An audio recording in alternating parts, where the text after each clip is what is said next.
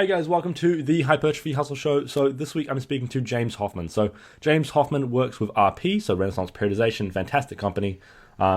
He does a lot of work in terms of sort of recovery, and that's sort of the thing that he's very well known for. So James, how did that thing kind of occur? Like, how did you become the recovery guy? Like, was that a deliberate thing, or did that just sort of play out? Yeah, it was. Well, first of all, thanks for having me on your show. My And pleasure. yeah, so it more kind of played out that way. My doctorate advisor, Dr. Bill Sands, was a really, really big recovery guy. He started the Recovery Center for the United States Olympic Training Committee, like did all of that stuff. And I just kind of dabbled in it for a little while. My actual dissertation was on sled pushing and rugby guys, completely unrelated, right? Couldn't be more unrelated. But I had dabbled in it a little bit just because I thought it was interesting. So it was kind of like a little side hustle. And then really it kind of just came out of necessity through working with RP, because we kept getting all these kind of ridiculous questions where people would be like, how much time do I need to be doing this cold bath? And we'd be like, God damn it, that doesn't matter at all. Like, you should be doing so many other things. And we just kept getting these kind of recurring questions all the time, like how much time or how much effort, or I've been doing all these things that like don't matter very much. And then you ask like, okay, well, how much sleep are you getting? How are you doing on your calories and stuff like that? And people would just be totally off the deep end on these things. So Mike and I both kind of came to, and Nick as well, the CEO, we all kind of came to this epiphany. We're like, we're getting tired of these stupid ass recovery questions. Why don't we make a book that summarizes it, and that way people won't ask anymore? That was kind of the real motivation, because we kept getting all these like really ridiculous ones, right? And so I took up the reins on that one just because I had some experience on it, and Mike and I and Melissa all collaborated, and it came out really great. But it was more of it wasn't necessarily something I had been studying to study for its own sake. It was more something that I have dabbled in, and then was like, okay, let's actually make this into a more concrete idea. Let's put these things into words, into usable ideas. And luckily, I got to rely on my former advisor, Dr. Bill Sands. He had a huge body of work on recovery stuff. It was a good jumping off point.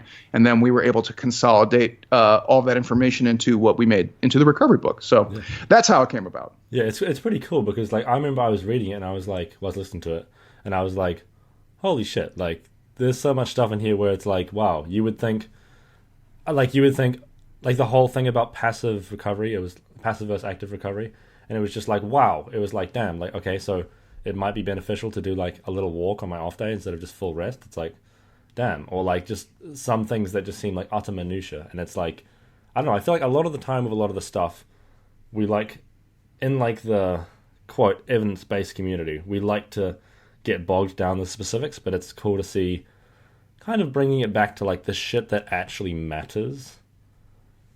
Definitely. And that was the big hurdle with when we did the recovery book was, can we consolidate some of these ideas? Like passive recovery is a really hard one, at least to put into words, where how can you take somebody who might be like a successful lawyer or stockbroker who is stressed out as fuck all day? All they do is drink coffee and smoke and stress. And when they come home, they drink whiskey, they overeat, and they're still flipping out. They're still on your emails.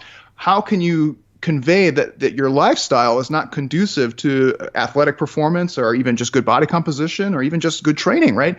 And so for us, it was like, okay, we have to take some of these ideas, things like social support and relaxation, which are not something you can PubMed search. You can't just say like, I'm going to search PubMed relaxation recovery. That's not something that's going to come up. But there's a mountain of kind of indirect evidence that shows like here are some strategies that are good, that basically are relaxation promoting activities that are probably a good idea for training. And so that was kind of the big hurdle for us was, can we make this into language that's usable and understandable and relatable? And can we convey that same idea that you said, like, what are the things that actually matter, right? Well, you have a shit lifestyle, right? You're basically just living the worst life, or maybe you're just a fucking bogan getting into fights all days, right?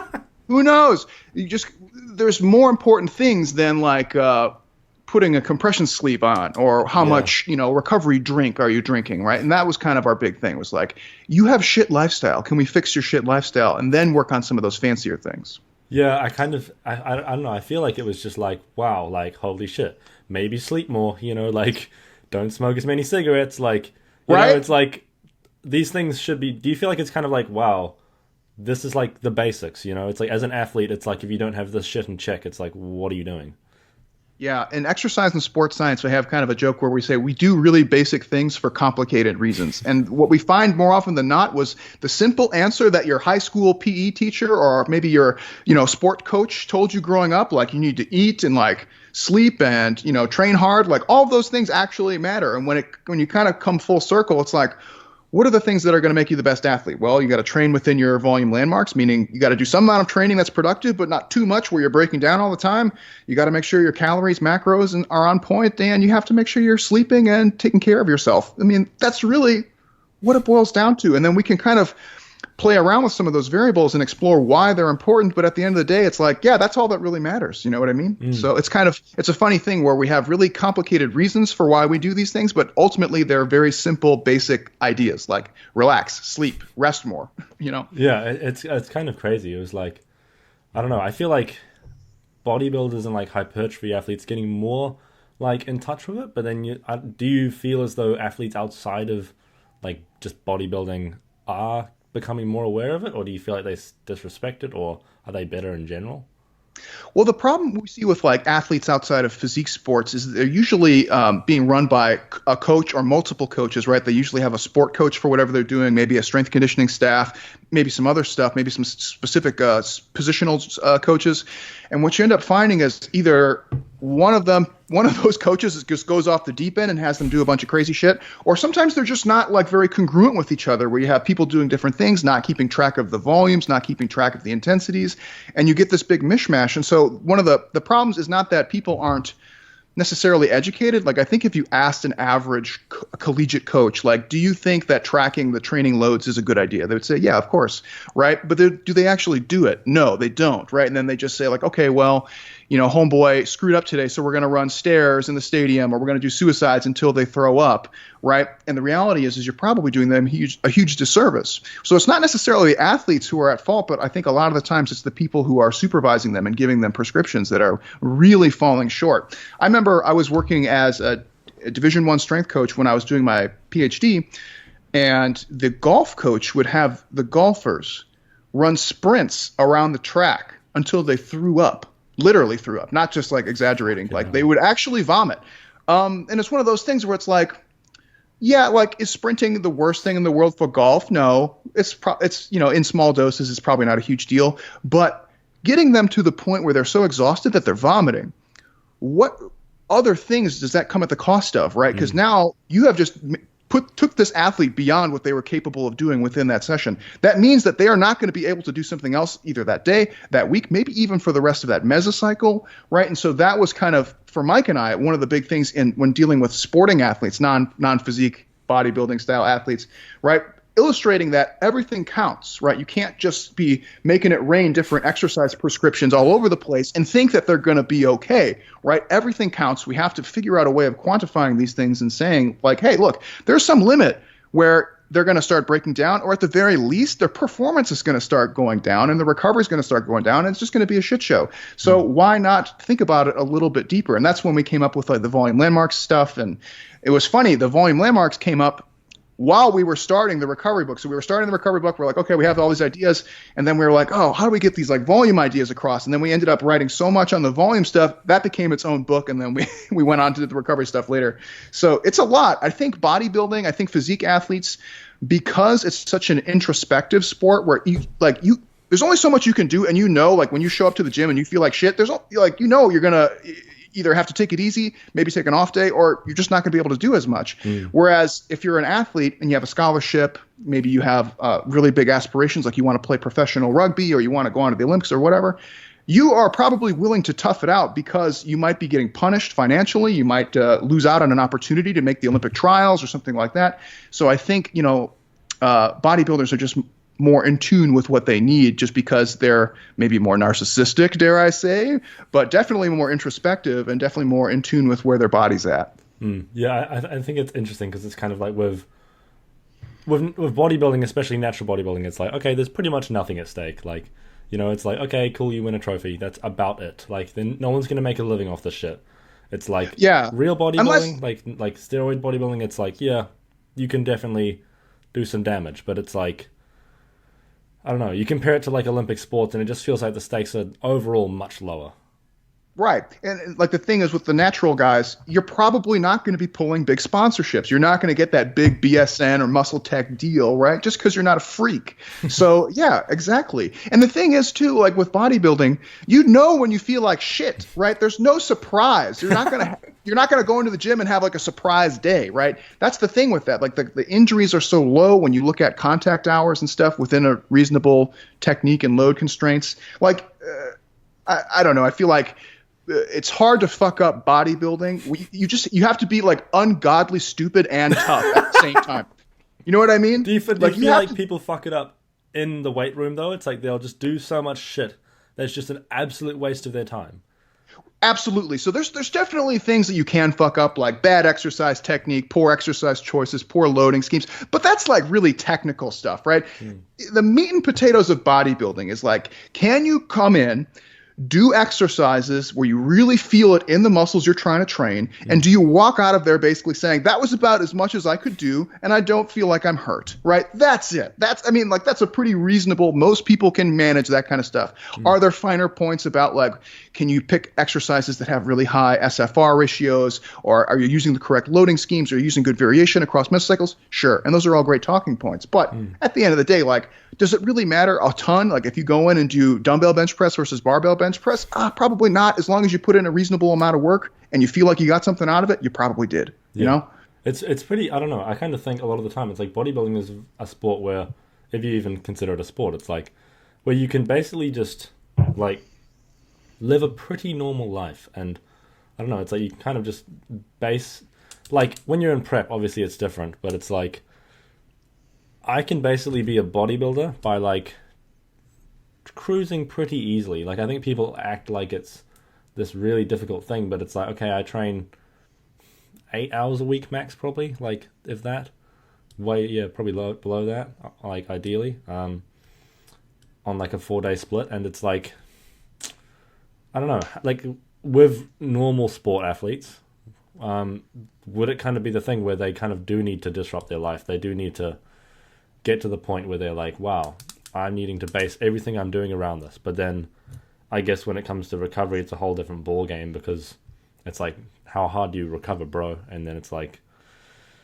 yeah. So I think with sporting athletes, the thing is they might train 2 or 3 times a day when you factor in like their fitness stuff, their skill stuff, their tactics stuff, and even their competitions, right? So you're talking about people who are going and doing sporting stuff probably 3 times a day, right? At that point, it's their job, it's their life. Whereas natural bodybuilding, you go in and put 1 to 2 hours in 4 to 6 days per week. You can go to school, you can have another job, you can have family stuff. I think where it gets really different is when you get into kind of the and I don't want to get into like a drug versus non-drug thing too much, but like when you are a drug user, right, the amount of training that you can and must do really expands out, which is a good thing because you can benefit from more training at that point, right? But then it starts to become more of a burden, a responsibility, right? And that's kind of the funny conundrum you have with drug using in bodybuilding, where if you're going to take a lot of exogenous drugs, you now have a responsibility to yourself to train that much more, right? And so now you have to go and train twice a day. Now you have to do 2 to 3 hour workouts instead of 1 to 2 hour workouts. And then I think it starts to become much more invasive. It becomes more of a lifestyle thing. And you can see like even somebody like Dr. Mike, he's training usually at least twice a day. Sometimes he's doing jiu-jitsu as well. I mean, that's a lot of shit you got to manage. And at that point, it really stops becoming a hobby and really starts becoming like either a lifestyle and or a job at that point, right? When I know Mike doesn't use his body for promotions per se, but you can imagine plenty of influencers or other fitness celebrities and stuff. They're how they look. It's their job. And being jacked and being lean or being huge is what makes them money in some way, shape, or form. So it's a crazy, crazy world. I'm kind of glad I stepped away from the physique stuff a little bit because, man, you get into this like crazy like eating disordered problem behaviors. You get into this weird like exercise dependency and this like sense of value about how you look. Oh man, it gets crazy. Have you experienced this? Like, yeah, it's pretty insane. It's like, I mean, for myself, there used to be a lot of like body image things. I'd be like, oh fuck, I wish I was more jacked. And like, it's just crazy now because I look at normal people who don't dedicate their lives to hypertrophy, and I'm like, wow, why do you not? Like, I can't comprehend it. Which is do you kind of judge how up. they eat? You Somewhat. look at No, what they're not really. eating and Like you're I like, eat pretty like RP's kind of show me a little bit. It's like, oh hey, you can sit here and drink apple juice and have monsters, and you'll probably be fine. And it's like, and it's just like, I don't know. I don't judge the way they live. I just can't understand why they wouldn't want hypertrophy, which is an issue in itself. You know, that I can't understand why someone wouldn't want to just go and get hypertrophy. Because for me, it seems so simple, right? It's like, oh, just like lift a little bit of weight. You could probably do it like go twice a week, and you'll get pretty good results just from doing that. And it's like, well, that's such a tiny little like adjustment to your life, and just do like full body twice a week. That's it, and then you probably gain reasonably like good for basically doing nothing. And I mean, I wish I could comprehend not wanting that, I guess. Yeah, it's hard because I think as fitness people, we tend to project our values onto our clients or other people, where we say like, of course, why don't you want to be more jacked? Why don't you want to have the best diet and the best training? And it's really, the reality is they just don't give a fuck, right? It's just not their priority. They would rather be playing PlayStation. I love PlayStation. Same. I also love Dungeons and Dragons. Those are not congruent with my fitness goals, so I have to make some trade-offs here or there, right? And same thing, like I got my peak bigness, you know, I was around 250 pounds.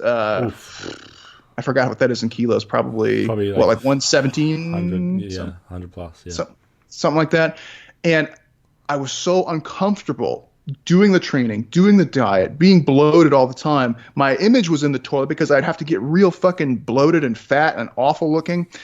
And I knew if I wanted to add another 5 pounds of muscle, right, if I wanted to be like a lean, really like jacked looking like 220 pounds, I was like, I'm going to have to move mountains of food and mountains of weight to get there. And at some point I was just like, I'm just not interested anymore. Like, I'm over it. I'm fucking over it, dude. Yeah. Right? Like I got big. I got as big as like I feel good. Like when I flex in the mirror and stuff, I'm like, all right, I'm like a jacked fitness guy. But doing anything more than where I am now, I just know that feeling. And at some point for me, it was like the trade-off was so shitty. I was like, Yeah, like I think it's a really difficult one, because it's kind of like, the amount that you have to put in to gain like even if we just take natural athletes, right? Or like it's like enhanced athletes, it's like a whole other question. It's like you really need to get serious about this shit. It's not I don't think it's a casual like, oh, just casually throw some steroids in there. It's like, no, mate, like, you know, like it's kind of like that's a big commitment. And it is. Even as a natural, right, like to progress from where I am now will take a lot. It's like finishing my night by eating like 100 grams of peanut butter and milk. It's like, disgusting. Yeah, fucking disgusting. And it's just like, I don't know. I can comprehend why people don't want to do the work. I can comprehend that, right? But I just can't comprehend why people wouldn't want to take the noob gains, you know? Like it feels, but I guess they don't even know they exist a lot of the time. Yeah, and they just have no relationship with fitness at that point. So that's like imagining a color that you've never seen before. You know what I mean? They just have no idea. It's like an unfathomable thing for them. Like, why would I do that when I can just eat Cheetos and shit at home? Like, so like some of my buddies, it's really funny when a lot of them have picked up good nutrition stuff just from being around me, but I'll see some of them and they'll eat like a bowl of pasta and like some chips, and that's like all they eat for the day, and then later they'll have like a soda and some gummy worms. I'm like, where's the protein? You don't eat any protein? Well, how do you eat like this? What's wrong with you? You know, but again, it's like me projecting my values onto them. Like they don't give a shit about that. They don't care. You know, so like what's the big deal? But yeah, I feel you. It's a strange conundrum when you've put in so much work and you feel good and it enhances your life in so many ways, and then you have other people who just don't do it at all, and you're like, what's wrong with you? But they just don't care, and that's okay too. Yeah, I think I don't know. I wish I could understand normal sport athletes. I wish I could be like, oh, why do you do that? Like I've never been like, there's not one time in my life where I've been like, fuck yeah, I really want to play soccer or whatever. Like it's like I've never been like that, and I've never understood it. Like what do you personally find about like conventional sport athletes that you find intriguing? Like what is compared to bodybuilding? Yeah, a lot going on there. I think so. First of all, the training is a lot more complicated. So that's one thing that's really interesting for me. And I've always been more about the training than the actual competition itself. Like the process, the journey of getting from point A to point B, whether or not you win or not, has never as been as interesting for me as so much as taking someone or myself, right? And you say like, here's how I did last time. here's like what my competition is doing. Can I bolster my weaknesses and cultivate my strengths so much that I become so much better the next time we go around, right? And the cool thing with a lot of sports, like team sports, for example, right? You not only are managing yourself, but you're managing your teammates. And then you're having to manage your opposition, right? So no matter how many good things you do, you still have to show up and perform. Your buddies still have to show up and perform. And the guys across from you, if they have a bad day, right, you're going to end up having a good day and vice versa. So it's just one of these, like, there's so many variables, which just makes it a lot more interesting to me. Whereas like hypertrophy and physique, it's like, how much suffering are you willing to endure, right? And that's up to you. But you can do all of the best rugby training in the world, for example, and be spot on with everything. And life's not fair. Yeah. You're going to have the Jonah Lomus on the other side who are just going to fucking truck you, run you over. You know what I mean? Like, it just happens. Yeah. And then it's just a fun, interesting puzzle of like, okay, that guy is so much better than me on X, Y, and Z things. Can I change myself to become more competitive? And that's what's always been interesting for me is just the chess kind of training, where it's like, what can I do to be better? And can I do it in like a quantitative way? And then the competition is just there. It's just like kind of the icing on the cake for me. And that's just me. Some people are more motivated to win and more just driven, either whether it's internally or externally, to get that W. For me, it was always like, I want the W on principle, but only so that I can train more. You know what I mean? The W was a means to an end, which was training, which I enjoy. Yeah. I don't know. It's fascinating to me because I always look at like strength and conditioning for like conventional sport athletes, and I'm like, I don't know. I can't tell, and I'd like to get your thoughts on this. Like with hypertrophy, right? It feels as though we've kind of got it figured out pretty damn well now. It's kind of like there's a lot of shit we don't know for sure, but it's like there's a lot of shit where like this is a pretty damn good blueprint. Like you're gonna grow pretty fucking good if you follow these steps. But I don't know. I know nothing about conventional sports, so that's maybe I'm like at the very beginning of the Dunning-Kruger effect or something. But it's like, it's like, do you think sports? Do you think sports science is like, do most like coaches train their athletes pretty intelligently and well and like follow good principles, and they understand things like volume, and they understand like how to let their athletes recover? Like, do they understand these kind of things? Or I think it's getting better. I think some parts of the world do it a lot better than others. For example, the Commonwealth, England, UK, you guys, New Zealand, Australia, all do a really good job, believe it or not. You're at like top tier in terms of sports science. Russia, China, also very good. Long history of doing it well, although they might do it unethically, which is a debatable problem. But in terms of like using sports science, using education, and implementing those things, you guys are notches above everything else. In the United States, I think people are getting better. I think coaches have some baseline knowledge, but nowhere near. Like, they have no fucking clue. Because strength conditioning in the United States is kind of an old boys club where it doesn't really matter how qualified or knowledgeable or experienced you are. It's more about, like, do you know somebody who can give you a little nudge to get the job? Right. And that's the unfortunate truth, especially in our big sports like baseball, football, basketball, things like that. You have just completely stupid, unqualified people who are serving as strength conditioning or sports science coaches for professional athletes doing just completely nonsensical stuff. It happens all the time. But I think on average, we're getting a little bit better.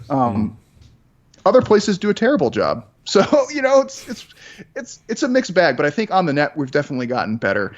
Sports science is becoming an actual field that you can go into.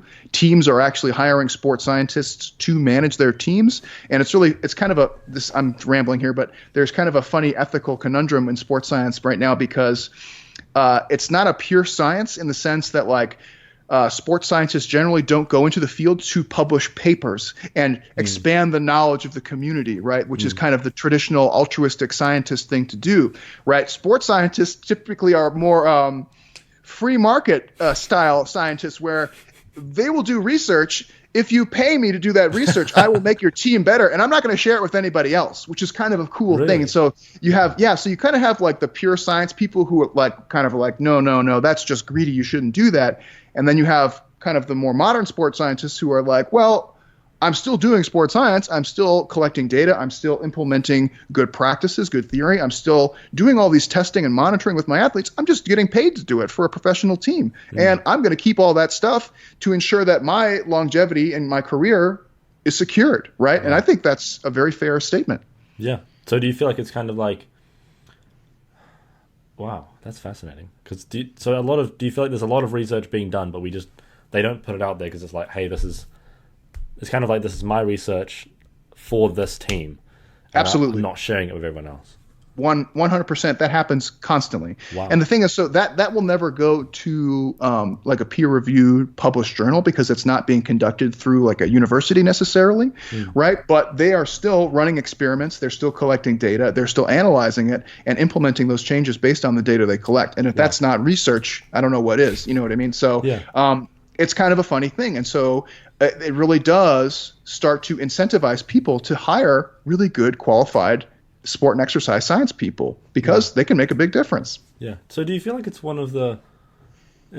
becoming one of the careers where, because the only view I have of sports science is hypertrophy, right? It's like, that's all I see. And it's like, do you feel like a lot of people do go into it for those big sports? And that's something that because I guess the thing for me is, right, I can't even comprehend conventional sports. Like everyone in New Zealand is like, bro, did you see the rugby? And I'm like, what rugby? And it's literally like a joke, and I just can't comprehend it. And do you feel like there is still a lot of careers in sports science where someone can go and get their masters or something, and then they can go and try and get into working with a big team, or is it? Yeah, more now than ever, actually. So before, it was kind of not a formalized thing where you might just have some people who have a background in kinesiology or sport physiology or something like that, and they run strength conditioning, and maybe they do a particularly good job. Now, teams are actually hiring sports scientist positions, and within the last couple of years, there was maybe I think 5 years ago, there was maybe 10 in the United States, like 10 sports scientists positions. Now it's being expanded wildly with the a couple NBA teams hired sports scientists, a couple NFL teams, and now people are picking up on this idea of like, whoa, there's actually, you could have a scientist on your team managing your athletes instead of some dickhead fat guy from Louisiana. You know what I mean? Like, that's the reality. Yeah. And it's awesome. So I think the prospects are better now than ever. Really. Yeah. It's a great time to be in exercise science and kinesiology. Because I feel like whenever when you were talking before about people doing like shuttle runs until they vomit, it's like, fuck, like, I don't know. Do you feel like that kind of stuff is still pretty prominent? Like, I feel like there's one guy I'm thinking of in particular where it's like, I don't know, I feel like people still prescribe this like hard work over everything for sports. And it's like, I don't know, it kind of feels like, why are we wasting our time doing this? Like, it's motivational, right? But it's like, cool, and what? Like, does it produce results necessarily? Yeah, so that's the role of somebody like me, where what we would do is, if we're working with a team or a coach or an athlete, we would make a case where we say, here's our athletes, whether we're looking at the group or individuals. We say, we can look at all the things that matter for the sport. So like rugby, for example, I like rugby. I know you don't like rugby, but if we were to look at the things that matter for rugby, right? What are the top things that tend to correlate well with performance? Strength, power and speed, and high intensity intermittent endurance. So the ability to like run, rest, and maintain a high workload, right? Great. Can we measure those things on our individuals? Sure. Can we rank them and say, like, my athlete is really good on measures of strength, but really bad on measures of speed, really bad on cardio measures? And can we compare those to comparable groups in the field, right? So we say, like, okay, if you are playing in the rugby championship, what are other guys at a similar level doing in their fitness, skills, and tactics, right? And so it starts to become a big numbers game, and we can say, all right, based on the numbers where our athletes are, we can tell you what the best bang for your buck is in terms of training for the next 6 months, right? In terms of cultivating your athlete's strengths and bringing up any weaknesses that are really preventing them from performing at their best, right? So instead of just saying like, okay, we're going to run sprints and go, sprint, we can say, no, what we're going to do is put some of these things on maintenance volume because they're good to go. They don't need any change. We're going to put some of these things like on a training load volume, like an MEV, MAV type volume. And some of these things we're going to push as hard as we can, like tactics. We're going to have our guys running some of these drills until they just literally can't do it anymore, because these are the most important things that we have measured. So I can prove to you that this is important, right? It's important and it's trainable, and this is probably the best use of our time. And then we can take our athletes' schedules. If they're training 40 hours a week, we can say, here's how we break down these 40 hours into the most efficacious use of time, right? Boom. That's the beauty of having somebody who has a background in this stuff, rather than just saying, like, let's work hard. Well, we got to work hard and work smart. It's not one or the other. It's work harder and smarter. So that's the idea. Wow. Yeah, it's almost making me like conventional sports. It sounds fascinating because it's kind of with hypertrophy, right? It's like, okay, let's assume everyone's executing exercises correctly. It's like we're effectively just managing some numbers. We're effectively managing. Obviously, it's a lot more than that, but it's like basically progressing them from MEV to MRV, and it's just like, yeah, I don't know. It seems very simple. Once you figure that out, it's pretty simple. Yeah. Right now, it changes a little bit here or there depending on if you're doing multiple mesos. But yeah, that's kind of like once you figure that step out, which is a big step. Yeah. It's pretty smooth sailing from that point on out. Yeah, it's kind of. I don't know. Is that kind of what made you get kind of bored of hypertrophy in a way? In a way, yeah. I mean, like I enjoy studying hypertrophy because it's transient across all kind of fitness goals and sports and everything. Like hypertrophy matters for everybody, whether you're an old lady, a rugby player, a bodybuilder. Like it doesn't matter. Like everybody needs to either maintain or gain muscle mass or preserve your muscle mass under bad conditions to the best of your ability until you die, right? Because if you're just withering away, your quality of life goes down, your morbidity, mortality goes up, all those things, right? So it is interesting, but pursuing hypertrophy for its own sake just doesn't interest me like intellectually a lot, because I'm more interested in sports, right? Where there's just a number of different complex variables.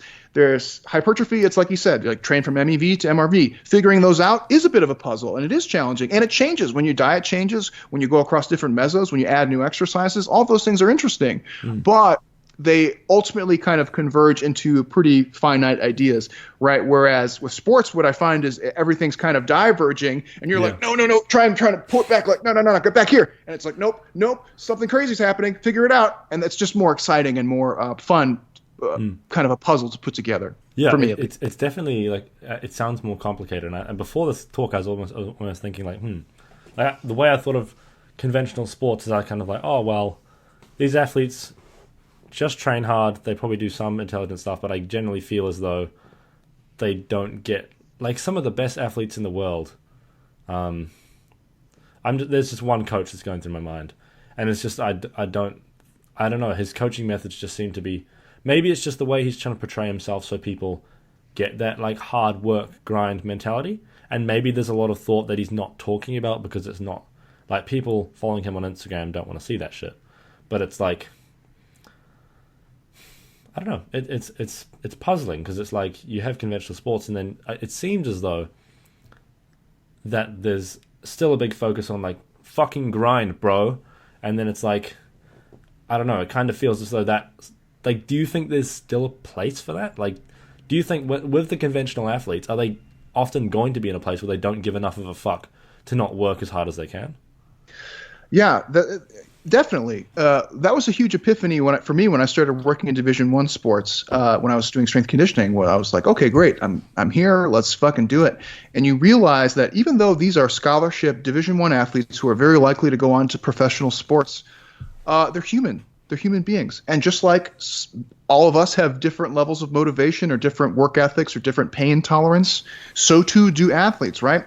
Now, here's what I'll say on that note is that there's definitely a role of a coach, whether you're a strength conditioning coach or a sport coach, to be able to pull that out of your athlete, right? You want them to want to work hard for their own sake. And so sometimes it is an art. Coaching is an art, right? Training is a science, coaching is an art. Bringing that out of somebody is an art form, and it's very difficult. But what I will tell you, though, is I don't spend a lot of time trying to get lazy people to not be lazy, right? It's just a waste of time, right?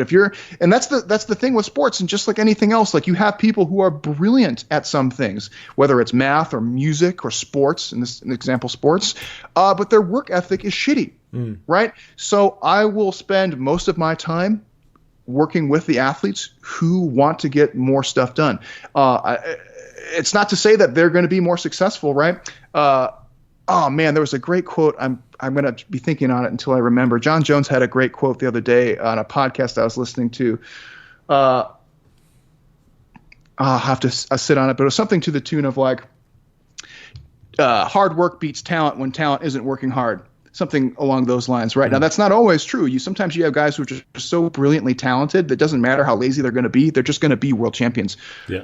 And do they need to fucking grind? Probably not. So getting back to this idea of like, should you just be fucking grinding all the time? No, absolutely not, right? I think a good coach will notice when an athlete is maybe motivated or maybe a little down or just not quite in the zone or in their flow state. And a good coach will be able to see that and bring it out of them and say, hey, what's going on? Or can I use some tools to get you into that state? But if you have somebody who doesn't have any intrinsic motivation and they're lazy and telling them to like grind or do any of these other things, it's just not going to help. They're just not going to do it, right? So I think there is some room for that, where sometimes like an authoritarian crack the whip style coaching can be useful for some people. They respond well to that. Other people don't, and that's where the art of coaching really comes in. So I think there is like a definitely having the grind. I'm trying to say this in like a politically correct way.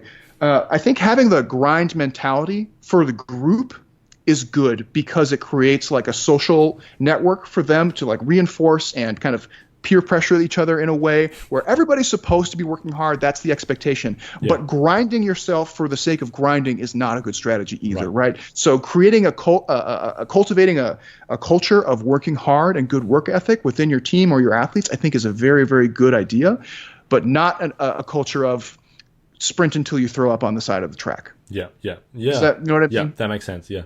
It's definitely something that I find fascinating because it's kind of like, one thing that fascinates me a lot is like general population and obesity and all that. It's like, I find it very troubling, right? Because it's like you'll get a lot of people who will want to be super fitspo and they just want to train all day and blah, blah, and eat healthy and all that shit. And it's like, I don't know. Then you get people who and we were talking about earlier, it's like they won't give a fuck, they don't give a fuck, they're never going to give a fuck.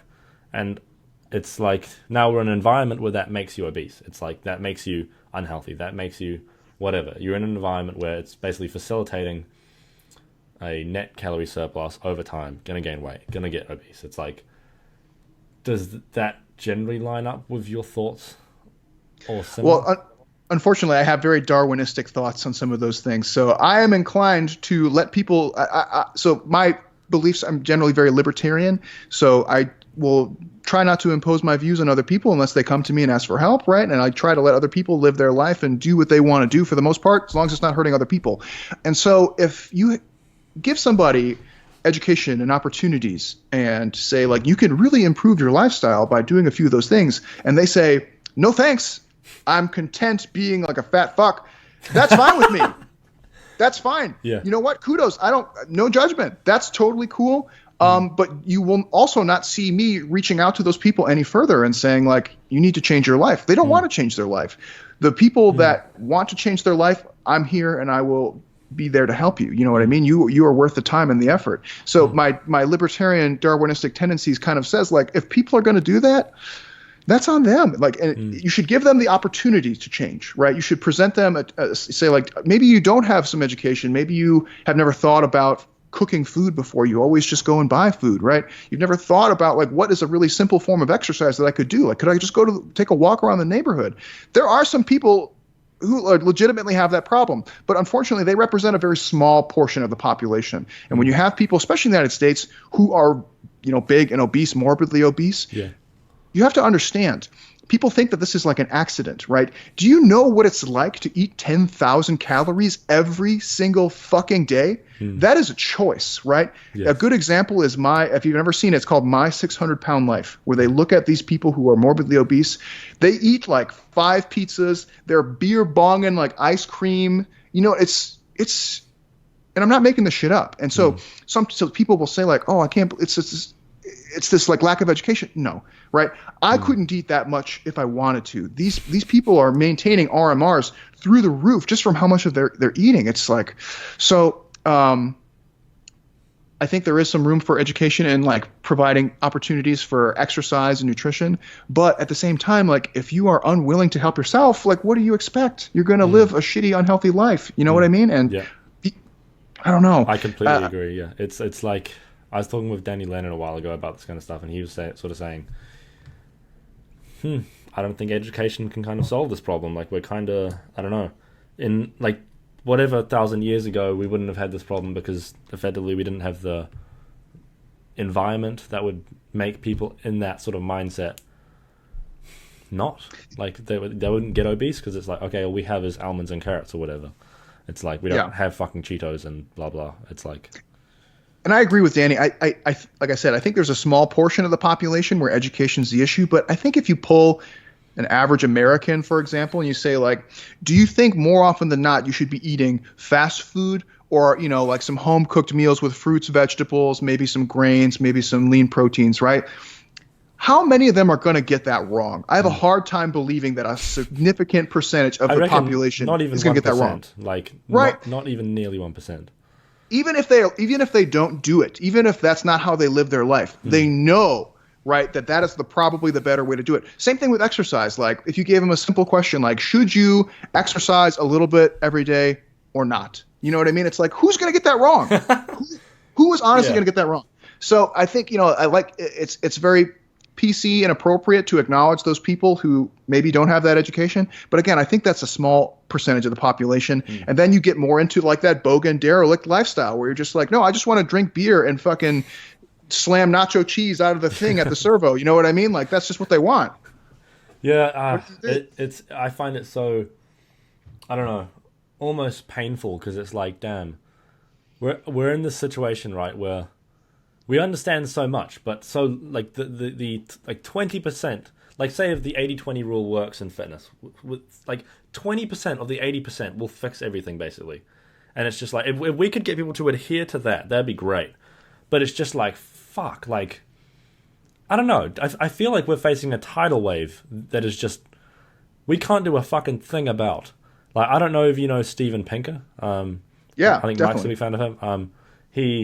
He always talks about like the world's getting better, and then it's like I feel like this is one of the few areas where it's like, damn, the world's getting progressively worse. Like everyone seems to be getting more obese, we're getting more diabetics, everyone's exercising less, everyone's being more lazy. It's just like, I don't know. I don't think it's a funny conundrum in that context because the world has gotten so much better overall, right? That people can afford to be overweight and to have such little physical stress in their daily life that they just become fat. It's very much like Wall-E. Did you ever see that movie? Yeah, I think so. Yeah. It's like, you know how people get real fat and they live in space. Yeah. It's that. This is where I think Joe Rogan, like, he says a lot of dumb shit, right?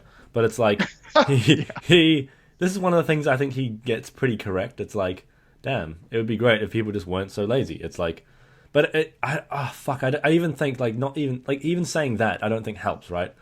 But because then it's like, oh, I think that could, I don't know. It's just, maybe it'll help some people, but I guess we can't even draw a black and white rule to it. But you get someone like Joe Rogan. I think, you know, like back in the day, like in ancestral times, like those traits eventually would have phased themselves out because if you're so lazy that you're not willing to help yourself, you're probably going to succumb to some type of unfortunate illness one way, shape, or form. Right. But now at the advent of modern medicine and healthcare programs and all sorts of great things that are going on, people can afford to have bad traits and keep on going. You know what I mean? So yeah, I agree. It's like it's unpolitically correct to say so, right? But it's fucking true. And there's like, it's true. It's just like, oh, fuck, it sucks, man. It's like, Jesus. I don't know. I find it hard to comprehend how people could be in that position and then stay in that position. But I guess, I don't know. It's probably a really difficult position to be in because then I don't think people can perceive a life not like that, which blows my fucking mind. It's like, Jesus. You know, I don't think they can perceive a life where they're not obese or not exercising or whatever. Yeah. And I think sometimes just getting that first step, I think that's where I'm not really big. I should rephrase this. I'm not super knowledgeable in the areas of sports psychology, but I do think this is an area where sports psychologists could do a lot of good in the world. It's just getting people into that first step, breaking out of that just kind of nihilistic mold where you're just like, well, I'm fat and I'm always going to be fat and I'm just Fat Joe, right? Maybe not. Maybe you could make a change, and getting that out of people is probably a worthwhile investment. So I think sometimes I have poo-pooed some sports psychology in the past because I thought it was kind of a soft science at times. It's not, but there have been examples of where it has been soft, and I think that's an example where, man, that could be doing so much good for so many people. Just getting them strategies to take that first step and get into good behavior what am I trying to say? Starting good behaviors, right? Getting routines, habits, things like that that are motivating them or making them at least adhere to a healthier lifestyle. Yeah, I find it truly conflicting because it's like in podiatry, right? We have a lot of diabetic patients, and from what I know, like, yeah, they're not always obese, but commonly they are. Like, it's a lot. And it's just like, okay, I think if we controlled calorie intake, that would be fantastic through whatever means necessary. And it's just like, I don't know. It's like I had a patient come in a while ago, and it's like they said like that they didn't want to cut out fruit drinks because it's like they liked their fruit drinks, and I'm like, you're a fucking diabetic. Do you like your feet? Yeah, it's like, do you want to get your fucking foot amputated, mate? It's like, have you ever seen a diabetic ulcer? It's just like, Jesus, you know. It's like, fuck, I can't even comprehend it. It's just like, and they know as well. It's like they know they shouldn't be doing it, but it's like, oh, I'm just not willing to cut that out. It's like, okay, cool, die then. Like, is that what you want? Like, no, it's obviously not what you want. But it's like, I don't know. Like, I think they just can't comprehend the enormity of it or something. It's like, okay, maybe it's not just the fruit drinks, but it's like, have some fucking artificial sweeteners then. Like, who cares? I think a lot of it's just kind of understanding trade-offs too, where it's like, yes, not having your fruit drink will decrease your quality of life for a little while, but not being morbidly obese will allow you to live longer and keep your sight, keep your feet, keep all these things, right? So it's a trade. It's like a short and long-term trade-off. Like, you can have fruit juice in your life, right? For now, you just have less, right? Just cut it out for a little while, and then once your weight's stable again, we can maybe bring it back, and then we can kind of do a little wave, a little wax and wane every now and again. It's just a matter of trade-offs. And when you illustrate those trade-offs to people and they say, nope, fruit juice is more important to me than the ability to walk, see, or live, what do? You say, you know what? God. Okay, it's fucking, that's it, man. It's painful, man. It's like, it's painful. God, and it made me very disillusioned with podiatry. Like, I basically want to go back into podiatry in a few years' time once I've done like my masters, and then see where I've gone after that, and sort of think like, okay, how can I give podiatrists some sort of guidelines about nutrition? Because podiatrists know virtually nothing about nutrition. It's like all their exercise recommendations. It's like their exercise recommendations are okay because I don't think you're going to get diabetics doing full mesocycles. It's like, I get that, you know. It's like, totally. But with nutrition, it's like they know virtually nothing. It's like my lecturers are sitting here asking me how to do keto. It's like, what? It's just like, I don't know. It's... Welcome to our world. Should I do keto? No. Why not? Fucking hell. I don't know. It's. I just can't comprehend it sometimes. It's honestly like I hate to think that it's just down to laziness, right? But it's like, and I feel like if we just prescribe it to laziness, right, that is kind of like pointless in a way. It's kind of like I feel like we can't just be like, hey, it's just laziness, leave it at that, right? Because obviously, if the environment wasn't how it wasn't how it is, it wouldn't be like this. But it is how it is, you know? Just chalking it up to laziness is kind of admitting defeat in a way where you're just like, well, they're lazy, there's nothing we can do. There's probably underlying issues that need to be addressed one way, shape, or form, right? And it's not just laziness is like the expression of those things, but we still have issues that can be rooted out and maybe fixed, right? And I agree with you. It's we like to when we have our value system of like being fit and healthy and all these things, right? It's easy to project and say like, oh, well, you're just being lazy because you don't agree with me, and I am a fitness guy, right? But reality is that's not their value system. They don't believe the same things you do. And maybe it just takes a little probing, a little art of coaching to get them in that same place, right? And it's hard. It's hard to get there, especially when you work with real people. Yeah, that's the thing. It's like real people, it's like they, you know, if they want to drink their fruit juice, they don't want to go for a walk around the block. They want to watch Netflix rather than go to the gym. It's like, fair enough. I get it. But it's like, yeah, that's why coaching and being a medical practitioner is an art. It's like the best medical practitioners know this and they understand this, and I really do feel for a lot of medical practitioners because I think they get into a common position where they feel, especially when you're just sort of educating the general public, it's like, fuck, you know? Like, they're not hardcore athletes willing to do anything to succeed. It's like they're Gen Pop willing to do not much to get very little. Yeah. Do you know Dr. Spencer Nadolsky at all? I've heard of him, yeah. Yeah, he's one of our RP colleagues. He's a medical doctor, and he has some like legendary stories about people not willing to give up, like snack cakes, or finding like chips and snack cakes in their like hospital bed, like just tucked in the seats and stuff. Like he's got amazing stories. I had a chance to speak with him a little while ago, and he's a great guy and has some like really interesting insights on some of the things that you were talking about. Yeah, I had a guy come on the podcast a while ago, and he was saying how he'd be talking to a patient, like in the hospital. He was a doctor as well, and he was like, they would then ask him if they could go and have a smoke. It's just like, what? It's just like, oh fuck, is all the work I've just done here undermined? It's like, wow. My grandma used to do that shit. She had emphysema. She was on a fucking, oxygen tank, and she'd be sitting there like smoking up. I'm like, you're going to blow us all up. We're going to explode. You're going to explode this fucking tank and kill us all. She'd be like, shut up. Wow. It's intense stuff. Like, should we finish it off with this? What, in terms of like all this kind of stuff, is there like certain things, like if someone can get right about their lifestyle, they have a pretty damn good chance of having a pretty healthy one? I think probably the most important thing somebody should know is the idea of trade-offs, right? Everything comes at a cost, whether it's an opportunity cost, time spent, volume, energy, recovery, all those things, right? There's only so many things you can do realistically, whether it's training or work or a combination of those things.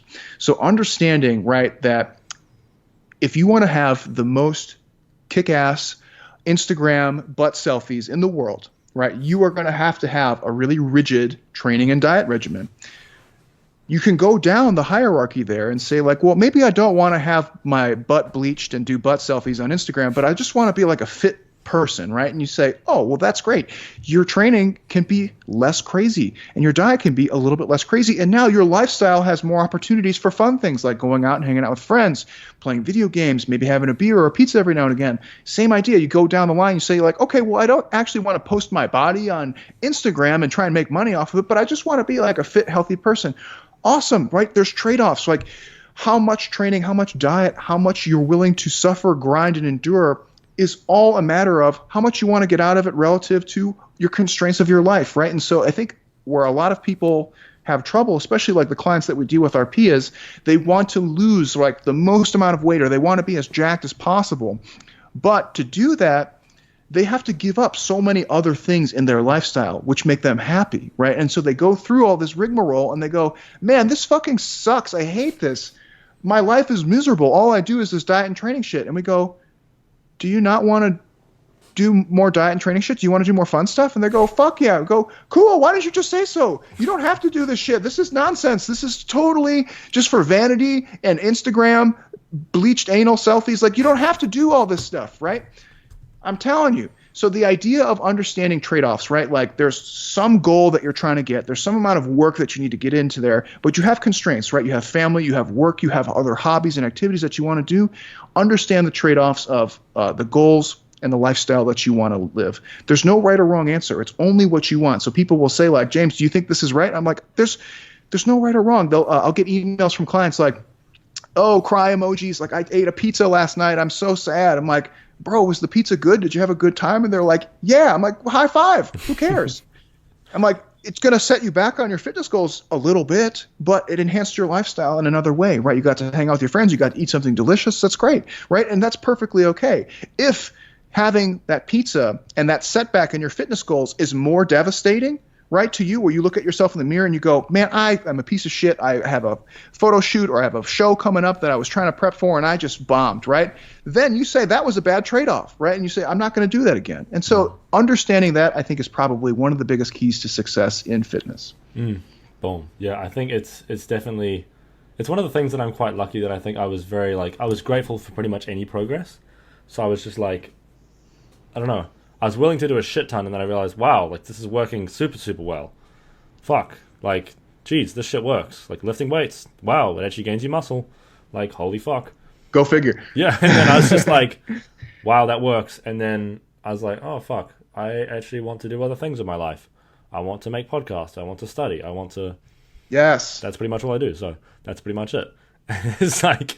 Absolutely, right? And it's like, okay, I could spend 6 hours in the gym every day, but then I couldn't do podcasts. I couldn't go to get my master's degree. I couldn't do all these other things, right? So exactly. Yeah, it's definitely... Yeah, I wish that was one of the things that...